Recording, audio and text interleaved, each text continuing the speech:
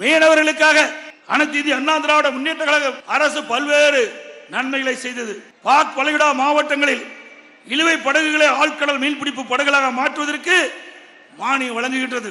பாக் வளைகுடா பகுதியில் உள்ள இழுவை படகுகளுக்கு மாற்றாக ஆழ்கடல் சூறை மீன்பிடி படகுகளை கட்டுவதற்கு மத்திய மற்றும் மாநில அரசு ஒரு படகின் விலை 80 லட்சம் ரூபாய், அதுல 70 விழுக்காடு மானியம் வழங்கி செயல்படுத்தியது.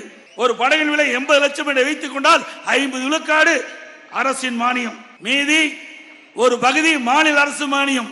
மற்றொன்று, அந்த படகு வாங்குகின்றவர்கள் முதலீடு போட வேண்டும், எஞ்சியது கடனாக வங்கி கொடுக்கின்றது. அப்படி அற்புதமான திட்டத்தை கொண்டு வந்து 500 படகுகள் இந்த மீனவர் மக்களுக்காக வழங்கப்பட்ட அரசாங்கம் அதிமுக அரசாங்கம். அதற்காக 286 கோடி அதிமுகவும் மத்திய அரசும் இந்த மீனவருடைய நலன் காக்கப்பட்டது என்பதை நேரத்தில் சுட்டிக்காட்டுகின்றேன்.